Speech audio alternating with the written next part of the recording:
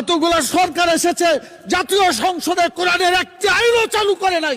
মাননীয় স্পিকার, সবচাইতে লজ্জা, সবচাইতে দুঃখজনক কথা হলো এটা। আমরা চাই আমরা এদেশে কোরআনের আইন চালু করে মানুষকে মুক্তি দেব। আল্লাহ তাআলা যাদেরকে নির্বাচিত করেছেন, হুকুমের ক্ষমতা দিয়েছেন, সূরা হজের 41 নম্বর আয়াত, মাননীয় প্রধানমন্ত্রী আছেন, তার দৃষ্টি আকর্ষণ করে সকলকেই বলতে চায়, আল্লাযীনা ইম্মাক্কান্নাহুম ফিল আরদি আকামুস সালাত ওয়া আতাউয যাকাত ওয়া আমারু বিল মারুফ ওয়া নাহাউ আনিল মুনকার।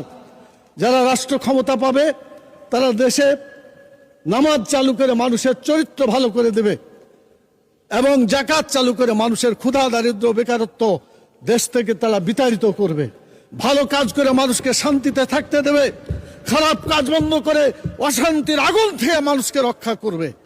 কিন্তু দুর্ভাগ্য, আওয়ামী লীগ এসেছে 6 বার, বিএনপি 5 বার, জাতীয় পার্টি 2 বার, এতগুলা সরকার এসেছে, জাতীয় সংসদে কোরআনের একটি আইনও চালু করে নাই।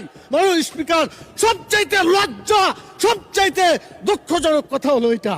আমরা চাই আমরা এদেশে কোরআনের আইন চালু করে মানুষকে মুক্তি দেব।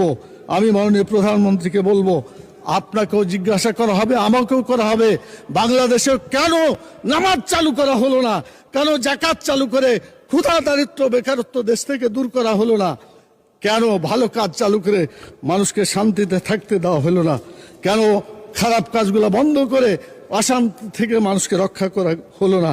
মাননীয় স্পিকার, আমি আপনার মাধ্যমে মাননীয় প্রধানমন্ত্রী সহ আইনমন্ত্রী পাশে বসে আছেন, তারা জবাব দিবেন এবং বলবেন তাদের দায়িত্বটা কি।